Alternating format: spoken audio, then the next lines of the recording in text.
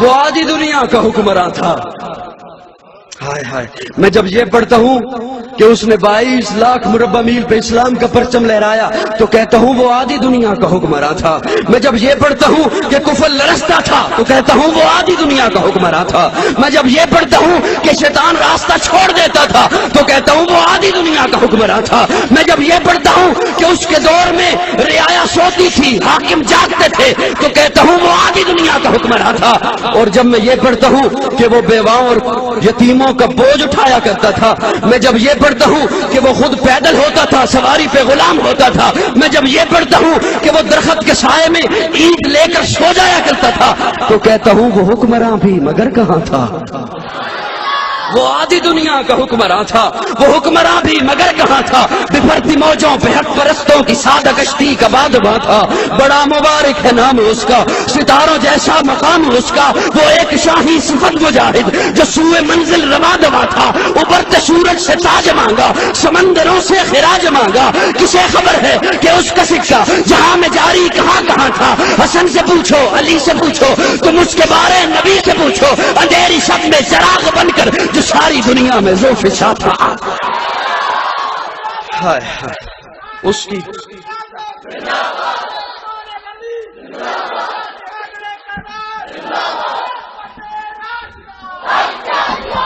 ایک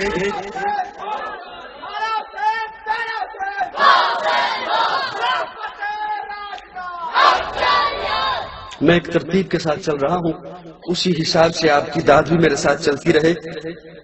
ایک بکنے والا بکتا ہے، عمر 2 نمبر تھا. یہ آپ کی اب اپنی مرضی ہے، اپنی آواز کو، اپنے مسلک کو، اپنے خوبصورت عقیدتوں یہاں تک رکھتے ہو یا باہر پھیلاتے ہو. کہ اب جتنی آپ کی آواز ہوگی اتنا ہی باہر جائے گا. ایک بکنے والا بکتا ہے، عمر 2 نمبر تھا. میں نے کہا کسی جھگڑے میں پڑنے کی ضرورت ہی نہیں، آئیے رسول اللہ سے پوچھتے ہیں. یا رسول اللہ بتائیے عمر کیسا تھا؟ یا رسول اللہ آپ بتائیے عمر کیسا تھا؟ تو آقا کہتے ہیں مجھے رب نے جو بھی دیا نا اعلیٰ دیا. نہیں بلند آواز ذرا جھوم کے کہو، ذرا مسکرا کے کہو سبحان اللہ. آقا کہتے ہیں مجھے رب نے جو بھی دیا، بولو نا مجھے جو بھی دیا اعلیٰ. حسن دیا اعلیٰ، جمال دیا اعلیٰ، کمال دیا اعلیٰ، اخلاق دیے اعلیٰ، اصحاب دیے، بول اصحاب دیے اعلیٰ، معجزات دیے اعلیٰ، کتاب دی اعلیٰ، مزاج دیا اعلیٰ، ازواج دی، بیٹیاں دی. آقا کہتے ہیں مجھے رب نے جو بھی دیا. اچھا اللہ اعلیٰ کیوں؟ کہا اس لیے کہ وَلَسَوْفَ يُعْطِيكَ رَبُّكَ فَتَرْضَىٰ. میں محبوب کی رضا چاہتا ہوں. اللہ کہتے ہیں میں محبوب کی رضا چاہتا ہوں. اعلیٰ اور بلکہ میں تو یوں کہوں گا، اور سنبھالیے گا جملہ، میں کہتا ہوں اگر رب کے خزانے میں کوئی اور آنکھیں اعلیٰ ہوتی وہ مصطفیٰ کو دیتا. یہی اعلیٰ تھی جو دے دی. رب کے خزانے میں کوئی اور چہرہ اعلیٰ ہوتا مصطفیٰ کو دیتا. رب کے خزانے میں کوئی اور پلکیں اعلیٰ ہوتی مصطفیٰ کو دیتا. رب کے خزانے میں کوئی اور سینہ اعلیٰ ہوتا مصطفیٰ کو دیتا. رب کے خزانے میں کوئی اور معجزات اعلیٰ ہوتے مصطفیٰ کو دیتا. رب کے خزانے میں کوئی اور کتاب اعلیٰ ہوتی مصطفیٰ کو دیتا. رب کے خزانے میں کوئی اور اصحاب اعلیٰ ہوتے مصطفیٰ کو دیتا. رب کے خزانے میں کوئی اور سفینہ اعلیٰ ہوتا مصطفیٰ کو دیتا. کوئی اور کرینہ اعلیٰ ہوتا مصطفیٰ کو دیتا. رب کے خزانے میں کوئی اور شریعت اعلیٰ ہوتی مصطفیٰ کو دیتا. تو پھر قاضی کو کہنے دینا رب کے خزانے میں خدیجہ سے، عائشہ سے، حفصہ سے، میمونہ سے، ماریہ سے، صفیہ سے، سودا سے، جویریہ سے، حبیبہ سے بہتر کوئی اور عورت ہوتی مصطفیٰ. اللہ نے اپنے خزانے سے ہر اعلیٰ چیز کو چنا، محبوب کو دیا. گرم چادر اوپر لی ہوئی ہو سبحان اللہ بڑی مشکل سے نہیں کہتی، اور منہ بھی پھر لپیٹ رکھا ہو. طالب علموں آپ تو توجہ کرو نا. اللہ نے اپنے خزانے سے ہر اعلیٰ چیز کو چنا. ہائے ہائے ہائے، ایک جملہ آیا ہے، اجازت ہو تو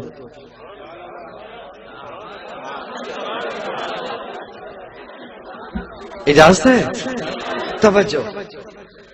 اللہ نے اپنے خزانے سے ہر اعلیٰ چیز چنی، محبوب کو دی، محبوب کو اعلیٰ بنا کے بھیجا۔ جس اللہ نے اپنے محبوب کو اتنا اعلیٰ بنایا ہے، اتنا اعلیٰ بنایا ہے، اس ذات اقدس کے متعلق تیری میری یہ بحث کیا معنی رکھتی ہے کہ اللہ نے اپنے محبوب کو کیا کیا دیا ہے؟ نہیں سمجھ سکے کسی کی یہ بحث کیا معنی رکھتی ہے کہ اللہ نے محبوب کو کیا کیا دیا ہے؟ میں صرف ایک جملہ عرض کرتا ہوں، کہاں تک گنو گے، کہاں تک گنو گے کہ کیا کیا دیا ہے؟ آپ کی زندگیاں ختم ہو جائیں گی، آپ کی نسلیں ختم ہو جائیں گی کہ اللہ نے محبوب کو کیا کیا دیا ہے۔ مجھے یہ بتاؤ اللہ نے محبوب کو کیا نہیں دیا؟ یوں نہیں، بلند آواز سے، اللہ نے محبوب کو کیا؟ ہاتھ رکھو کسی عظمت پر، ہاتھ رکھو کسی شان پر، ہاتھ رکھو کسی بلندی پر، ہاتھ رکھو کسی عروج پر، ہاتھ رکھو کسی مقام پر کہ اللہ نے یہ نہیں دی، بلکہ اللہ نے تو اعلان کرا دیا محبوب انا اعطیناک الکوثر، محبوب تجھے شان بھی، مقام بھی، رفعت بھی، بلندی بھی، عروج بھی، معراج بھی کثیر عطا کیا ہے۔ اور سنو، میں مسلک چھپایا نہیں کرتا، سب کچھ دیا، اب آپ کی مرضی ہے آپ اسے داد دے کر کتنا نوازتے ہو۔ سب کچھ دیا، سب کچھ دیا، ایک چیز نہیں دی۔ محبوب کو سب کچھ دیا، ایک چیز نہیں دی، محبوب کو خدا نہیں بنایا۔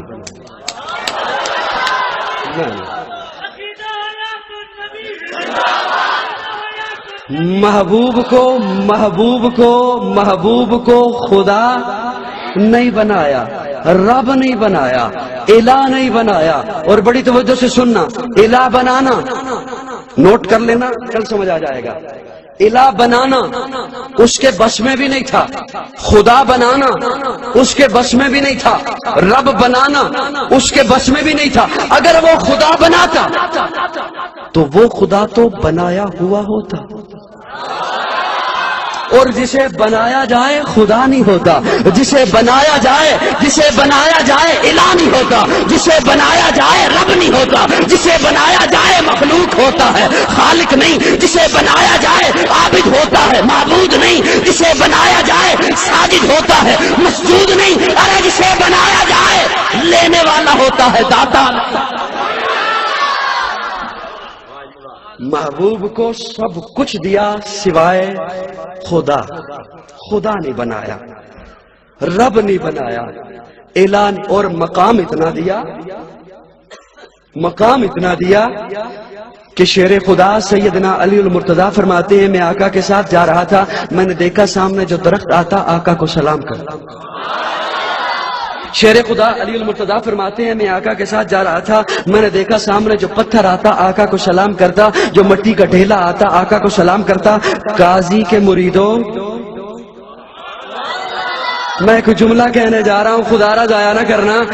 شیر خدا علی المرتضیٰ فرماتے ہیں کہ سامنے جو پتھر آتا آقا کو سلام کرتا، جو درخت آتا آقا کو سلام کرتا، جو مٹی کا ڈھیلا آتا آقا کو سلام کرتا۔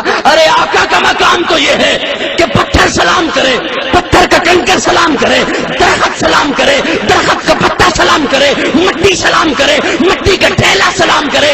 اگر آج کا کوئی بشر اکڑ جائے کہے میں سلام کا قائل نہیں، وہ تو پتھر سے ہون نعرہ لا حیات النبی دا۔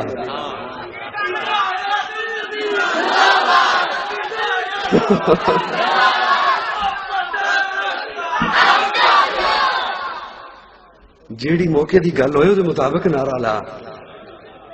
آج کا کوئی بشر اکڑ جائے کہ میں سلام کا قائل نہیں، وہ تو پتھر سے بھی اسے اسے پتھر کیوں کہتے ہیں؟ پتھر کا کیا قصور ہے؟ اور پتھر کا کیا قصور ہے؟ پتھر تو قائل ہے۔ اوئے ہوئے، آج تک نہیں سنا ہوگا آپ نے یہ جملہ، پتھر تو قائل ہے سلام کا، درخت کا پتا تو سلام کا قائل ہے، مٹی کا ڈھیلا تو سلام کا۔ آقا کا مقام تو یہ ہے، آقا کی رفعت تو یہ ہے، آقا تو امیر حرم، آقا تو امیر حرم اور میں فقیر عجم، تیرے گن اور یہ لب. اردو مشکل تو نہیں ہے. آقا تو امیر حرم میں فقیر عجم، تیرے گن اور یہ لب، میں طلب ہی طلب تو عطا ہی عطا. تو کجا من کجا، تو کجا من کجا کو یوں سمجھو جیسے پیر سید میر علی شاہ گولڑوی انہوں نے کہا تھا کتھے مہرے علی کتھے تیری ثنا، گستاخ اکھیاں کتھے جا لڑیاں. اور میاں محمد بخش کھڑی شریف والے جنہوں نے سیف الملوک دا کلام لکھیا، پنجابی دا کلام لکھیا، پنجابی دے شاعر نام سی میاں محمد بخش، محمد نام سی. وہ کہندے نے میں محمد ٹھگ لوکو میں محمد چور، میں محمد ٹھگ لوکو میں محمد چور، جنہ لوکی کلمہ پڑھ دے او محمد ہور. کون آقا کے جیسا ہو سکتا ہے؟ آقا تو امیر حرم میں فقیر عجم، تیرے گن اور یہ لب، میں طلب ہی طلب تو عطا ہی عطا. تو کجا من کجا، تو حقیقت ہے میں صرف احساس ہوں، تو سمندر میں پٹکی ہوئی پیاس ہوں، میرا گھر خاک پر تیری راہ گزر سدرۃ المنتہا. تو کجا من گل مشکل تو نہیں ہوگی، سمجھ آ رہی ہے؟ بلوٹوتھ آن ہے. اچھا میں نے کہا آقا سے پوچھتے ہیں یا رسول اللہ بتائیے عمر کیسا تھا، بات یہیں پہ تھی یاد ہے؟ تو آقا جواب دیتے ہیں رب نے جو بھی دیا، جو بھی دیا اس نے بن مانگے دیا، آلہ دیا، اور عمر کو تو میں نے رو رو کے مانگا ہے. عمر کو تو میں نے غلاف کعبہ پکڑ کے تہجد کے وقت رو رو کے مانگا ہے، تو وہ پھر کتنا اعلیٰ ہے. بلند آواز سے کہو نا، وہ کتنا عرفہ ہے، وہ کتنا اعلیٰ ہے. لوگوں پیارے آقا صلی اللہ علیہ وسلم صحابہ میں بیٹھے ہوئے ہیں، آپ نے اپنے صحابہ کو مخاطب کر کے کہا صحابہ میرے من میں میرے دل میں 3 آرزویں ہیں. بڑی محبت سے سماعت کرنا، میں آج کلام نہیں سنا رہا، آپ کو کچھ باتیں سنا رہا ہوں. آقا کہتے ہیں میرے من میں میرے دل میں 3 آرزویں ہیں. پہلی آرزو میرا مشن پوری دنیا میں پھیل جائے. آقا کہتے ہیں میری دوسری آرزو میری زندگی، میرے گھر کی زندگی، میری خلوت، میرا کھانا، میرا پینا، میرا اوڑھنا، میرا چلنا، میرا پھرنا، یہ ہر گھر تک پہنچ جائے. اور تیسری آرزو آقا کہتے ہیں میں رب کی راہ میں شہید ہو جاؤں. 3 آرزویں رکھی اور اللہ نے تینوں آرزویں پوری کی. بس یہاں سے بات شروع کر رہا ہوں، یہیں پہ ختم ہو جائے گی. اللہ نے تینوں آرزویں پوری کی. اللہ نے 3 آرزوؤں کے لیے 3 طبقوں کا انتخاب کیا. پہلی آرزو میرا مشن پھیلے، اللہ نے اس کے لیے صحابہ کو چنا. دوسری آرزو میرے گھر کی زندگی میرے امت کے ہر گھر تک پہنچے، اس کے لیے اللہ نے اہل بیت ازواج مطہرات کو چنا. تیسری آرزو میں شہید کر دیا جاؤں، اس کے لیے اللہ نے حسن و حسین کو چنا. اب اجازت ہے تھوڑی سی تفصیل کے لیے. پہلی آرزو کے لیے صحابہ کو چنا، پہلی آرزو کے لیے صحابہ کو چنا. اور یہاں پہ ایک لمحے کے لیے سٹاپ کر کے آپ کو ایک اور بات سنائے دیتا ہوں. 2 طبقے ایسے ہیں، 2 جماعتیں ایسے ہیں جن کو اللہ نے بڑی محبت سے چنا ہے. ایک جماعت انبیاء، ایک جماعت صحابہ. آج اپنی مرضی سے کوئی نبی نہیں بن سکتا. کوئی کہے میں محنت کرتا ہوں، ریاضت کرتا ہوں، عبادت کرتا ہوں، نبی بن جاؤں، تو یہ ناممکن ہے. حضرت آدم سے سلسلہ چلا، پیارے آقا پہ ختم ہو گیا. کوئی نیا نبی بن کے نہیں آ سکتا. اور جماعت صحابہ یہ بھی اللہ خود چنتا ہے. آج کوئی کہے میں محنت کر کے ذکر و اذکار کر کے تہجد پڑھ کے صحابی بن جاؤں تو نہیں ہو سکتا. یہ سلسلہ منصب نبوت، منصب صحابیت یہ کسبی نہیں وہابی ہے. اللہ اپنی مرضی سے جسے عطا کرتے ہیں، اللہ اپنی مرضی سے چنتے ہیں، پھر ان کے سر پہ نبوت رکھتے ہیں، پھر کسی کے سر پہ صحابیت رکھتے ہیں. اللہ اپنی مرضی سے انتخاب کرتے ہیں. اور وہ جب انتخاب کرتے ہیں تو قرآن دہائی دیتا ہے ان اللہ اصطفیٰ آدم. استفا کہتے ہیں چننا، چننا۔ اللہ کہتے ہیں آدم کو چنا، نوح کو چنا، ابراہیم کو چنا۔ ان اللہ اصطفیٰ آدم و نوحا، آدم کو چنا، نوح کو چنا، ابراہیم کو چنا، ان کے سر پہ منصب نبوت کا تاج رکھا، اور صحابیت کو بھی اللہ خود چنتے ہیں۔ میرا عقیدہ، میرے اکابر اسلاف کا عقیدہ، آج کروڑوں عبد القادر جیلانی ہوں، لاکھوں جنید بغدادی ہوں، ہزاروں بایزید بستامی ہوں، اربوں مجدد الفسانی ہوں، دنیا کے تمام ولی کتب ابدال غوث اکٹھے ہو جائیں، ان کی محنتوں کو اکٹھا کر لو، ان کی ریاستوں کو اکٹھا کر لو، اکیلا کالے رنگ کا صحابی مسجد نبوی کے سین میں کھڑے ہو کر اشہد ان محمد رسول اللہ کہتے ہوئے اپنی نگاہ کھول کے وضحا کے چہرے پہ ڈالتا ہے، ساری کائنات کے ولیوں کی عبادت بلال کی اسے ایک نگاہ کا مقابلہ رہ گیا۔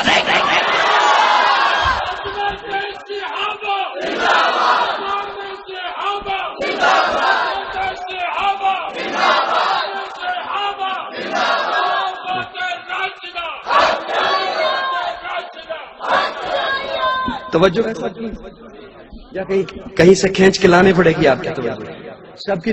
اللہ نے دو طبقے چنے نا، تو ان دونوں کو پھر دو انعام بھی دیے، ایک نبیوں کو چنا، ایک صحابہ کو چنا، پھر انہیں دو انعام دیے، ایک کو کہا یہ معصوم ہیں، دوسرے کو کہا یہ محفوظ ہیں۔ بلند آواز سے کہا، انبیاء کو چنا تو کہا یہ معصوم ہیں، اور صحابہ کو چنا تو کہا یہ کیا مانا؟ معصوم جو گناہ کے قریب نہ جائے، گناہ اس کے قریب، بولتے رہو نا، سنی ہوئی ہیں آپ نے باتیں، یہ پہلے سے سنی ہوئی ہیں، جو گناہ کے قریب نہ جائے، گناہ اس کے قریب نہ آئے، معصوم۔ انبیاء کے علاوہ دنیا میں کوئی معصوم نہیں، انبیاء کا طبقہ معصوم۔ صحابہ کو کہا یہ محفوظ ہے، کیا مانا؟ گناہ کی صلاحیت تو ہے، بڑی توجہ سے سننا، سمجھاتا یوں ہوں، ایک بچہ جا رہا ہے، کوئی بھی شرارت کر سکتا ہے، پتھر اٹھا کے کسی کو دے مارے، شرارت کر سکتا ہے، اکیلا ہے، اس کے من میں کوئی بھی شرارت آ سکتی ہے، کہیں کمرے میں بیٹھا ہے، گلاس توڑ سکتا ہے، شیشہ توڑ سکتا ہے، ٹیبل توڑ سکتا ہے، آپ کے کوئی اہم ورق پڑے ہوں انہیں اٹھا کے پھاڑ سکتا ہے، کوئی بھی شرارت کر سکتا ہے، گلی میں سے کسی کی بیل ڈور بجا کے آگے بھاگ جائے، شرارت کر سکتا ہے، لیکن اگر باپ ساتھ ہو، اگر باپ ساتھ ہو، جہاں باپ خود بیٹھے وہاں بچے کو ساتھ بٹھائے، جہاں خود جائے وہاں خود ساتھ لے کے چلے، کسی پلیٹ میں سے بسکٹ اٹھائے تو بچے کو کہو جتنا میں اٹھا کے دوں گا تو اتنا ہی کھائے گا۔ اب بچہ شرارت کرنا چاہے بھی تو نہیں کر سکے گا، شرارت کرنا چاہے بھی تو، ارے بچہ، ضائع نہ کرنا جملہ، بچہ باپ کے ہاتھ میں آ گیا، شرارت سے بچ گیا، صحابی نبی کے ہاتھ میں آ گیا، گناہ سے بچ گیا۔ بچہ باپ کی نگاہ میں آ گیا، شرارت سے بچ گیا، اور صحابی نبوت کی نگاہ میں آ گیا، گناہ سے بچ گیا۔ یہ دونوں طبقوں کو اللہ نے چنا۔ اب جو کسی نبی پہ اعتراض کرے وہ نبی پہ اعتراض بعد میں ہے، پہلے رب پہ اعتراض ہے کہ تو نے کیسا چنا۔ کوئی کسی صحابی پہ اعتراض